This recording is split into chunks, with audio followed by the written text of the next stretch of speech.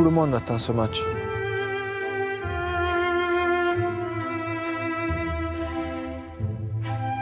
Ça, c'est des rêves de gamin qu'on a envie de jouer tous les dimanches.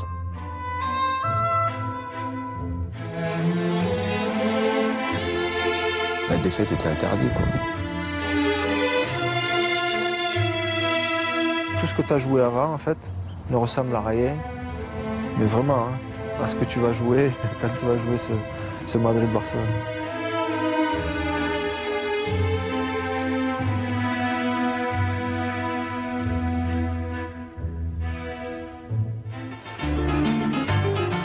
Dans le miroir des Real Barça, il y a des reflets teintés d'un blanc éblouissant, mais aussi d'un rouge grenat qui a écrit l'histoire d'un pays en lettres de sang, tiraillé entre le pouvoir central à Madrid et la Catalogne, rebelle face au franquisme.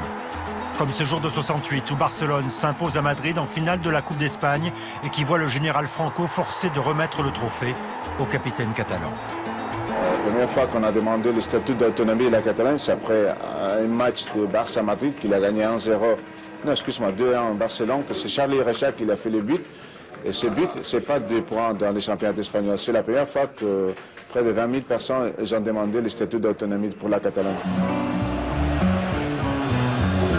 Otages du combat politique pendant longtemps, les Real Barça sont redevenus des confrontations purement sportives. Même si une simple griffure peut très vite ouvrir à nouveau les cicatrices.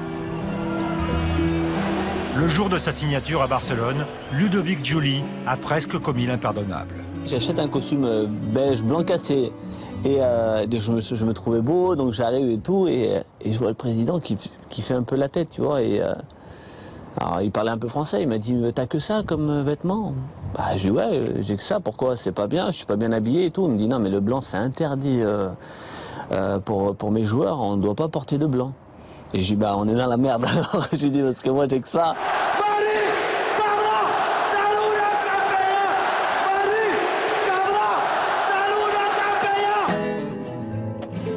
Le stade Santiago Bernabéu et le Nou Camp sont à la fois le théâtre de toutes les exubérances, des arènes où rôde l'odeur du dernier souffle et des cratères prêts à cracher à tout instant. Les Real Barça sont des festins où les petits estomacs ne sont pas conviés, des tête-à-tête féroces où les cornes s'entrechoquent, où chaque centimètre de terrain est défendu, crampons droit devant.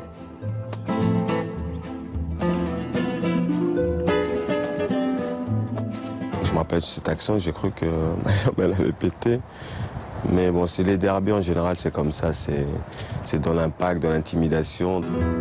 Il n'y a pas de tragédie sans traîtrise. Michael Laudrup, Luis Enrique, Ronaldo ont osé passer dans le camp d'en face sans état d'âme, ajoutant que tout ça fait partie du scénario, mais aussi du cheminement d'une carrière. Mais la trahison cristallise aussi l'agressivité. Les tribunes deviennent alors des volcans. Luis Figo a joué ce rôle. Après 5 belles années au Barça, au passage de l'an 2000, il file à Madrid pour 5 saisons de Galactique. Son retour au Nou Camp a réveillé toutes les douleurs. Alors l'arrivée au stade, elle était mémorable. On s'est mis sur le bus, on était cachés parce que casser les vitres, ils nous balançaient tout. Héros malgré lui, résigné mais digne, par 2 fois en 2000 et 2002, Luis Figo a endossé le costume du traître magnifique, sans trembler. Como si fuera un asesino, por eso los otros tranquilos, que quien sufrirá soy yo.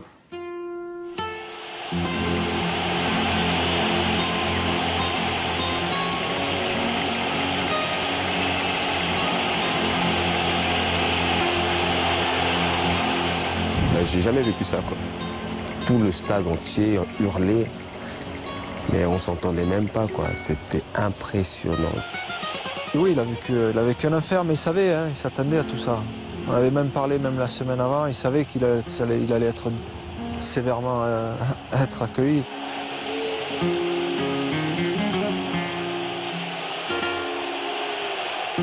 On n'allait même pas chercher les ballons en touche. Dès qu'il y avait une touche, nous, on n'y allait pas. C'était impossible d'y aller. Donc on attendait que les ramasseurs de balles nous donnent le ballon, mais ils ne nous le donnaient pas. Donc on restait à côté. C'était impossible.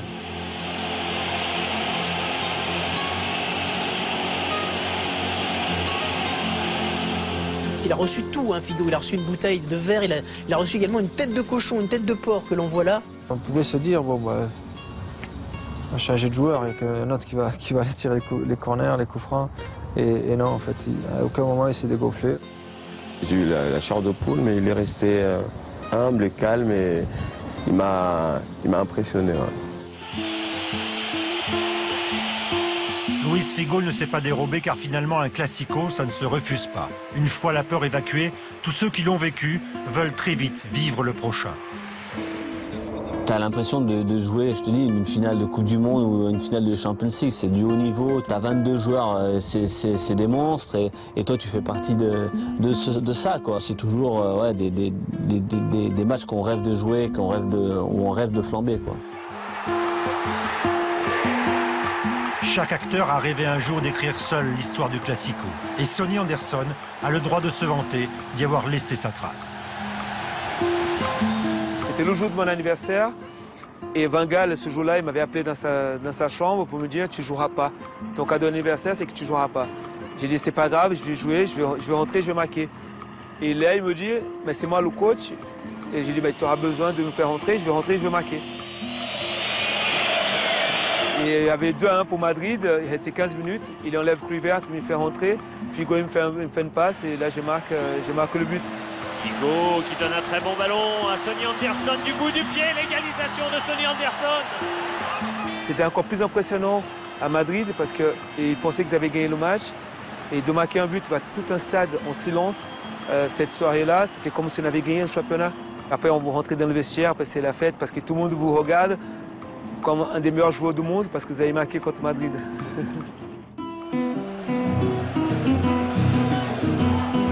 Les meilleurs joueurs du monde ont souvent régné sur les Real Barça. Match sous haute tension, engagement total, concentration illimitée. Dans ces moments-là, seuls les grands trouvent les clés.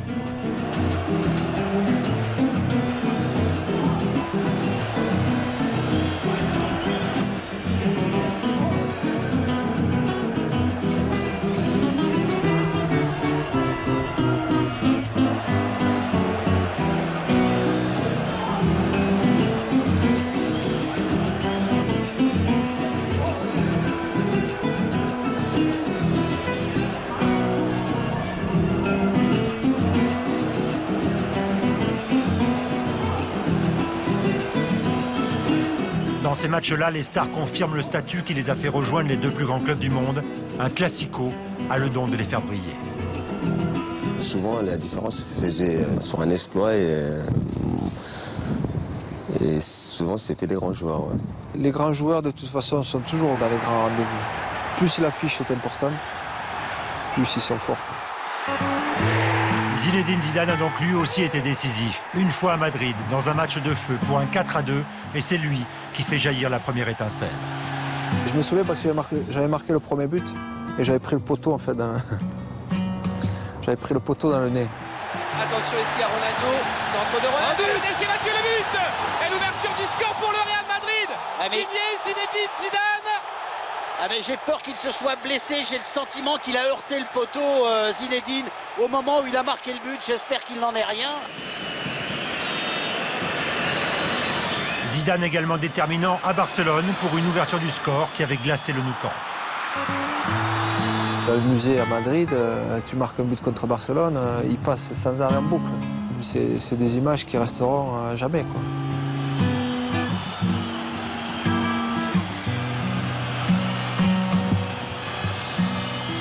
Je me souviens aussi d'une demi-finale de Champions League aussi. Déjà une demi-finale de Ligue des Champions Real Barça. C'était en 2002, celle qui va envoyer Zidane et Madrid sur le toit de l'Europe. Ce jour-là, Zizou est un picador et le Barça ne va pas s'en remettre. Encore une fois, Zidane refroidit le Nou Camp. Le Real s'impose 2-0 et pourra gérer le match retour avant une finale à Glasgow qui fera rentrer le Français définitivement dans la légende. C'était juste incroyable. Enfin, le retour, enfin, tout était top. Mais ce qui était le plus incroyable, c'est quand on a atterri à Madrid, en fait. Et là où on a... Parce qu'on s'attendait à tout, sauf à ça fait moi qui... C'est la première fois que je voyais ça, mais arrivé à 3h ou 4h du matin de Barcelone, donc après le match, et il y avait, je sais pas, il devait y avoir 3 ou 4 000 personnes à l'aéroport. dans l'aéroport, dehors, c'était la folie. Les Real Barça révélateurs de talent qui impriment leur signature d'un simple coup de crayon, des traits de génie que Ronaldinho a lui aussi fait jaillir. En plus, il a osé les commettre à Madrid, devant 100 000 socios, tout d'abord incrédules, puis conquis par l'audace d'un magicien qui, ce soir-là, ne leur appartient pas.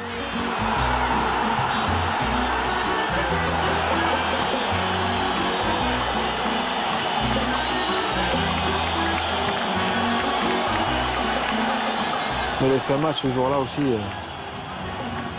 volé. Il volait, moi j'étais sur le terrain. Hein. J'étais sur le terrain et j'ai vu ce qu'il avait fait hein, ce jour-là. C'est impressionnant. Ballon récupéré par Deco, qui va transmettre à Ronaldinho, qui une fois de plus va les défier en 1 contre 1. Sergio Ramos, qui une fois de plus va passer, qui une fois de plus accélère et qui marque encore. C'est trop fort quoi. C'est trop fort. Il est au-dessus.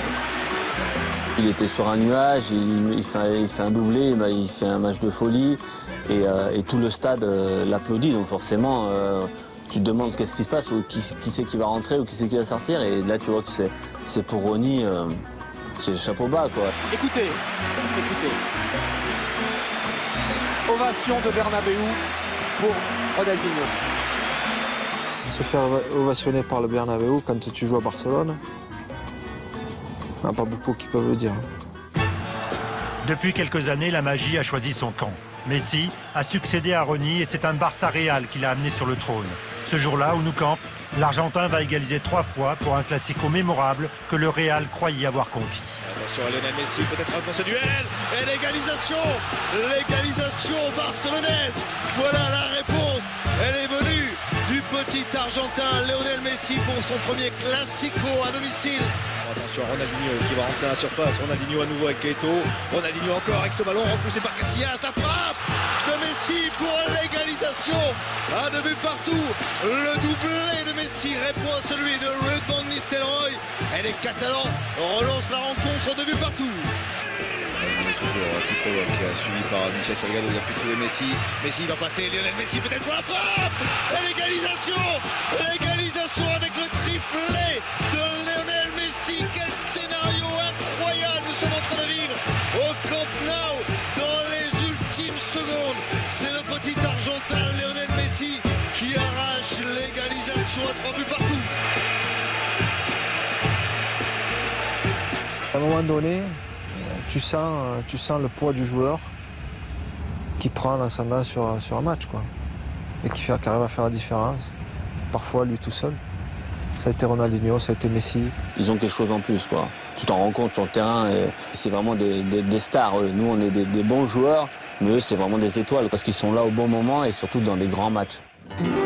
Les grands matchs, enrobés de petits scores, le classico balaye de la main les vieux clichés, les 5 doigts de la main, pointés vers le ciel, le signe des manitas qui jalonnent l'histoire. 5-0, ça sonne rond, ça résonne dans les mémoires, 7 au total, 4 en faveur du Real, 3 pour les Catalans qui se souviennent encore de celui de 74 où Johan Cruyff, pour la première fois lui aussi, a laissé sa trace. 20 ans plus tard, en 94, Cruyff va vivre sa première manita d'entraîneur aux commandes de ce qu'on appelle à l'époque la Dream Team. Guardiola, plein axe, personne ne marque. Romario, une accélération sur 1 mètre, génial de la part de Romario, absolument invraisemblable d'aller tourner comme ça peut paraître facile. Regardez comment il élimine Alcorta et comment il glisse ensuite ce ballon. En matière de coup franc, on se souvient du bolide que Ronald Koeman, dans la même position, avait mis dans la lucarne de Paco Bouillon. Et c'est à peu près le même tir, le même. C'est pratiquement le même, c'est-à-dire de l'intérieur du pied, donc tout de même avec un effet, mais en même temps une vitesse, une puissance énorme de la part de Ronald Koeman.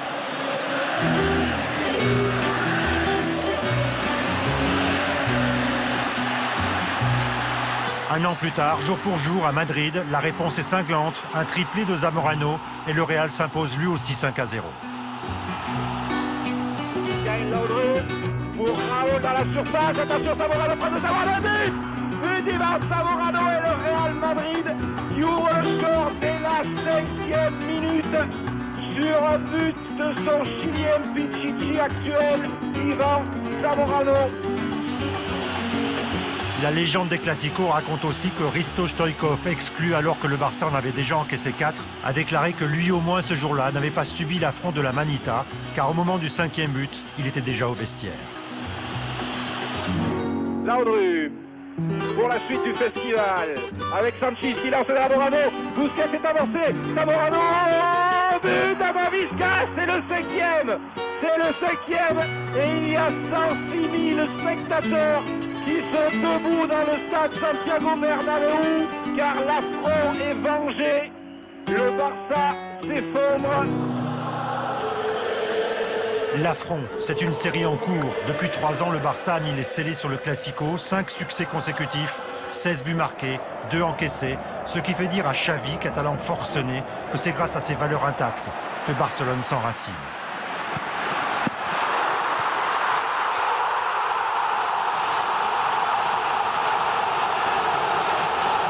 La diferencia, yo pienso que ahora del Barcelona al Madrid es que hay mucha gente que se ha criado en la cantera y que tiene el sentimiento culé. El sentimiento culé, fíjate, o sea, el entrenador es del Barça. El Tito Vilanova, el segundo, es del Barça, el tercero también, los utilleros, los del material, los doctores, los fisios, Puyol, el primer capitán, el segundo que soy yo también somos del Barça, Víctor Valdés el tercero también, Iniesta el cuarto, Pedro, Bussi, Boyan, Piqué. Hay muchos jugadores que sienten mucho por este club y creo que es la diferencia no con el Madrid, sino con el resto de equipos. Messi, oui, Messi s'y voit Villa, il l'a vu et il n'y a toujours pas en jeu. Oh, c'est du grand art! Une main en pleine figure. En novembre dernier, Mourinho a encaissé une claque humiliante, un 5-0 qui a aussi permis au Barça de s'échapper et de compter maintenant 8 points d'avance. Barcelone est un championnat devant. Mais Barcelone n'est pas... Moi, je peux pas te dire ça, de toute façon. Barcelone est devant. Toi, tu peux le dire, les gens peuvent le dire. Moi, je peux pas le dire. Barcelone est devant un championnat, on va dire. Mais je vais pas te faire de pronostic, parce que je suis très mauvais pronostiqueur. Je suis pas... Je me dis juste, on va voir. On verra. Il était une fois l'émotion, toute l'histoire du foot espagnol concentrée dans une arène qui fait vibrer et hurler le pays tout entier et qui surtout transcende des joueurs qui n'ont jamais vécu ça avant et qui après ne le revivront certainement jamais.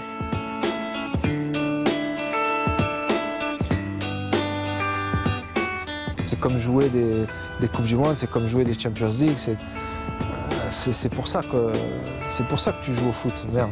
C'est pour ça que c'est d'arriver là-haut et de jouer ces matchs-là qui te font des sensations. Là, j'en parle, j'ai des frissons parce que tu te remémores tout ça, tous ces matchs-là. Moi, j'ai joué au foot pour ça, pour vivre ces moments-là.